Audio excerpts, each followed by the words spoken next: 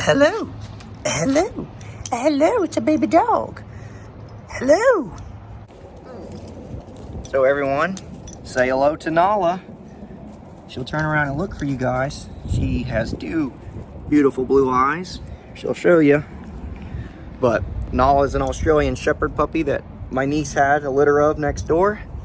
And she was part of the agreement for me getting the Coyote truck. Basically, Allie said, yeah, get you another race truck as long as I can have a dog. And there basically was no reason not to have a dog anymore. So here we are. Here's baby little Nala. Wish she would stop biting my Crocs. Anyway, a question was brought up to me is how much of Clifford is left stock. And today we are going to go front to back on Clifford and discuss exactly how much is left stock. Was something that was brought up to me on Instagram. So as usual, if you don't follow me there, you need to, because you're getting a whole lot more me, you're getting a whole lot more Clifford, you're getting a whole lot more of everything that I have to offer if you follow me across all my social media platforms. Hey, cut it out. Cut it out. I'm trying to do some filming here. We'll start with some easy stuff. Body-wise, Clifford is totally stock. Everything on Clifford is totally stock except for the grill and headlights. These are the only things on the truck that are not stock.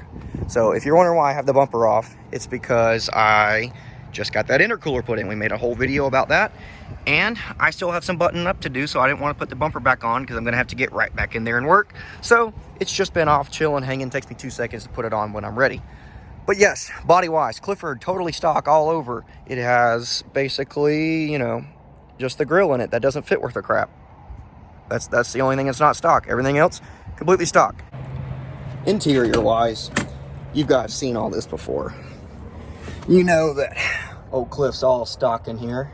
You know, Chick-fil-A on board. That is not a sponsorship plug, by the way, although I would be very grateful if they would. But Cliff's all stock. Everything in here is ready to go. Stock just like it came. Got my Coyote fuel rail just chilling here. Forgot about that. Good thing I didn't go for a drive or it'd be out on the road somewhere. But anyway, yeah, Coyote fuel rail, just another piece of the puzzle in terms for that truck coming up. Let's start, let's just go front to back on Clifford. We'll start with the suspension. This will be step 1 of 2. Basically, we're gonna go through the suspension, steering, stuff like that. What is stock that's left on Clifford? And then we'll dive into the powertrain or the drivetrain and talk about what is left stock on that. As stock control arms, those are stock uppers and stock lowers. The tie rods themselves are stock replacements. They are a slight upgrade. They're a Mevotech, something kind of tech, TTX. They're like an off-road series, nice and beefy. But yep, those are a stock replacement. CV axles are stock, you know, nothing crazy about that. Still has a stock center link in it. We went over the steering upgrades that I've done, but even those are basically stock replacements or stock upgrades. Now, obviously, we were just looking at the coilovers. The suspension up front is not stock anymore. So stock, these trucks come factory with torsion bars. And in a later video, we're gonna talk about why that's such an upgrade, why I'm such an advocate for that. Even if it doesn't just improve my 60-foot or the way that the truck races, these things are an upgrade.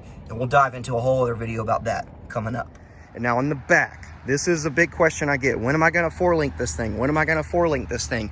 And the answer is like probably never. There's really no benefit that I can see to going to that in my setup.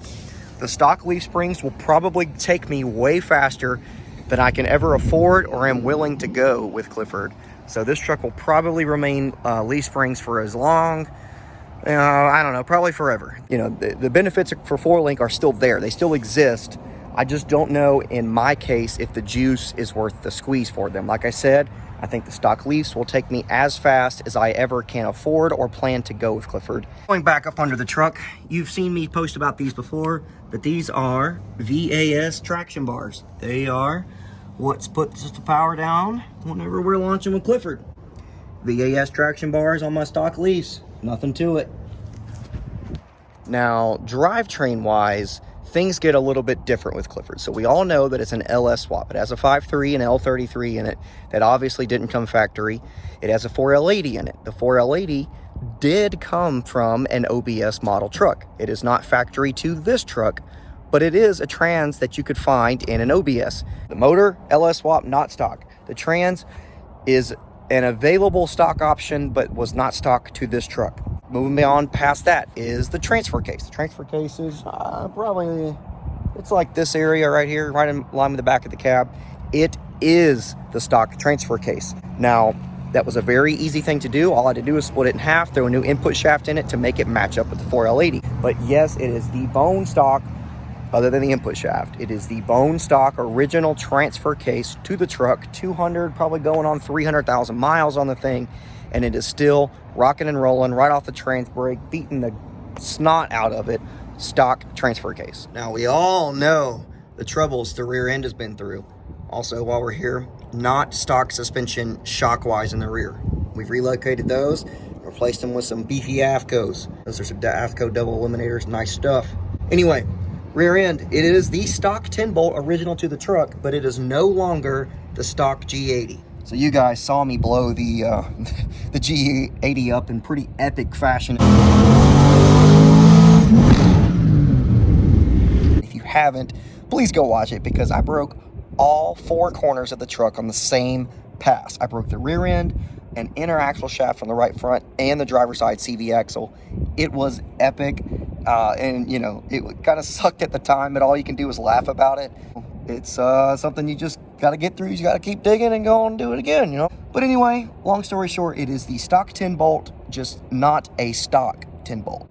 Yeah, the stock 10 bolt, but not a stock 10 bolt. That's what we have. Now, those of you who have followed me for a long time, I don't know if I've ever really discussed this in depth on YouTube, but those of you who follow me for a long time know that I have been running a welded front diff in Clifford. It is a bone stock diff. It's actually the diff out of the Coyote truck. This one I did not weld. I'm leaving it open. And I just took some advice and did a little experimenting with the welded front diff. And well, now I want to experiment the other way. I want to go back to the open front diff and see if I can tell a noticeable or immediate change. I still firmly believe that a welded front diff offers a ton of benefits for a 4-wheel drive racing application, for my application. Maybe not for a daily driver, maybe not for off-road guys, maybe not for like mud truck racing guys, but for a drag racing application, I think a welded front diff is a viable option if you think that you need it, if you can't, you know, if you're just really saucing it the way that I was. But there is some pros and cons to that, and I want to give those things a try by going back to an open, untouched front diff. So here we are, we're going to try it, we're going to experiment, we're going to get some feedback on it, and that'll come in another video in itself. So just right here, we've talked about what's stock in Clifford, and then about 3 or 4 other videos that you guys are going to get to see. So as always, if you are not subscribed, do it. Subscribe, because you're going to miss out on all this valuable stuff. This is stuff that you can apply across the board in your builds and in other, and you know, future builds. It's stuff that I'm learning for myself for when I put the Coyote truck together. You know, this is all stuff that's going to play out, and if you aren't subscribed, if you don't have the bell rung, you're not going to see them, and you're going to miss out. But yes, we are planning on going racing again this weekend, but we got some loose ends to tie up, got parts on order. Hopefully they get here in time and we can go race. US 90 in Mobile, Alabama is hosting a free entry, no prep, with a couple of classes. I think I kind of fall in between 2 of them, but we're going to go ahead and step up to the plate in the bigger one. And we're going to try some things out. There's a lot of changes that we've made, including the intercooler. I've got some tune changes that I want to go over with you guys in another video. But that's going to do it for today. I'm just going to give this thing a good little rinse off, take it for a lap around the block. We're going to park it back here in the carport so I can get to work on it. All my parts are supposed to be in tomorrow. We're supposed to be able to get some things done. And if that's the case, we're going racing this weekend. So as always, I'm Diggins Z71. Thanks for watching. Keep digging, and we'll see you later.